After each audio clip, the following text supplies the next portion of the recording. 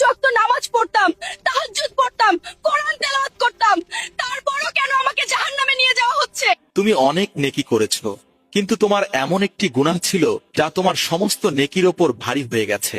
সেই নারী যে নামাজ পড়তো, কোরআন পড়তো, সদকা দিত, মহল্লার সবাই তাকে নেককার মনে করত, তবুও শেষে সে কিভাবে জাহান্নামের উপযুক্ত হলো, কে ছিল, এবং তার সেই একটি গুনাহ কি ছিল যা সবকিছু উল্টে দিল?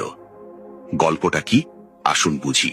কখনো নামাজ ছাড়ত না, প্রতি রমজানে রোজা, প্রতি রাতে তাহাজ্জুদ, প্রতি মাসে যাকাত, কোরআন সব সময় তার হাতে থাকত। কিন্তু আল্লাহ সুবহানাহু ওয়া তাআলা বাহ্যিক ইবাদত দিয়ে বিচার করেন না, অন্তর এবং চরিত্র দেখেন।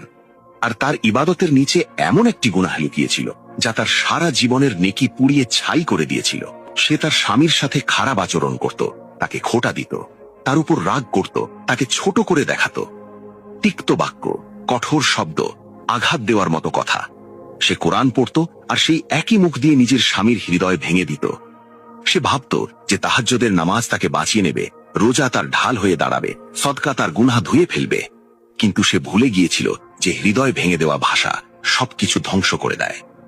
কিয়ামতের দিন তার নামাজগুলো মাপা হলো, তার কোরআন তেলাওয়াত রাখা হলো, তার যাকাতও, তার সদকাও, সমস্ত নেকির একটা পাহাড় জমে গেল।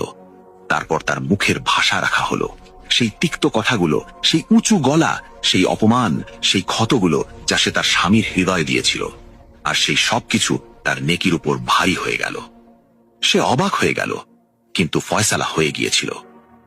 যে হৃদয়গুলোকে আমরা আহত করে ফেলে রাখি, সেগুলো আমাদের ইবাদতগুলোকে কেটে টুকরো টুকরো করে দেয়।